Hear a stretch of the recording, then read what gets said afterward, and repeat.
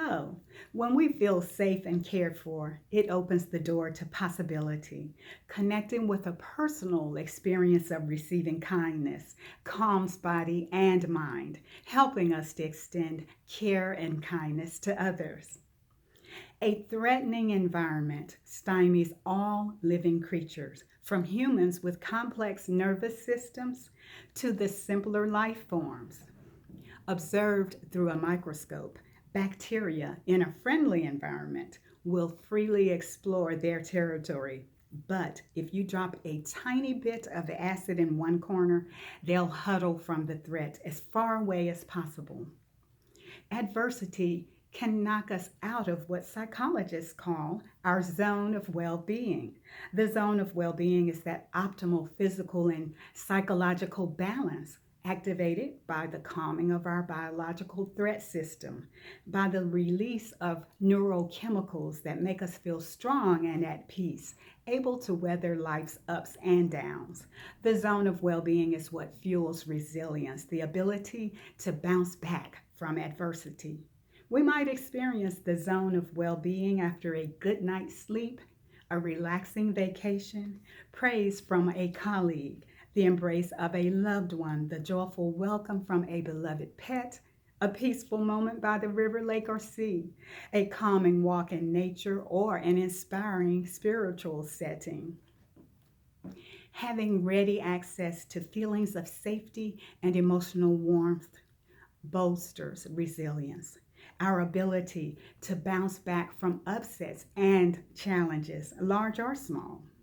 When we are able to recall or imagine feelings of refuge, nurturance, peace, or freedom, and when we remind ourselves of the benefits of these feelings, we can begin to have some influence over re entering and remaining more reliably in our zone of well being.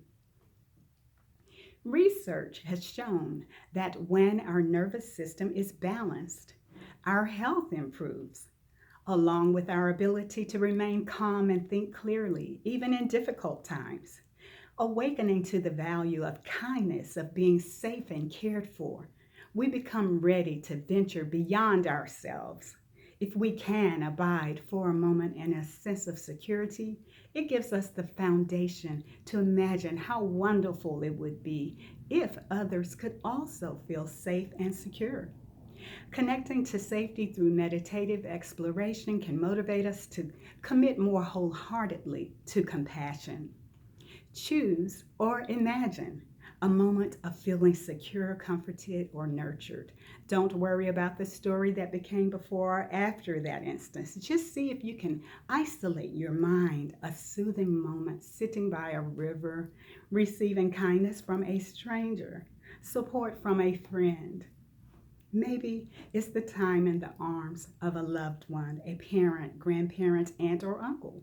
If you are alive today, you've had a moment like this, whether you remember or not. Someone took care of you, someone fed and nurtured you. So imagine what that might have felt like to be held and protected, safe and comforted. Or remember how you felt holding a small child, or at a time you were able to offer welcome comfort to someone in distress. Perhaps it is like when you dance, holding your beloved close. Perhaps it's the experience of unconditional love from a pet who welcomes you home with joy. If you grew up near the sea or a lake, think of the peaceful feeling of floating on calm, pristine waters. If that moment of safety and security comes from a spiritual source, evoke that source, the image or presence or the place of worship, the community, the devotional atmosphere.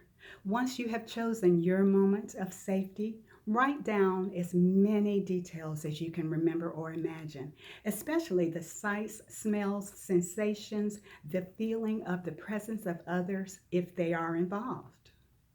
With these in mind, let's get ready to meditate. Thank you. I'm KK Harris of Real People.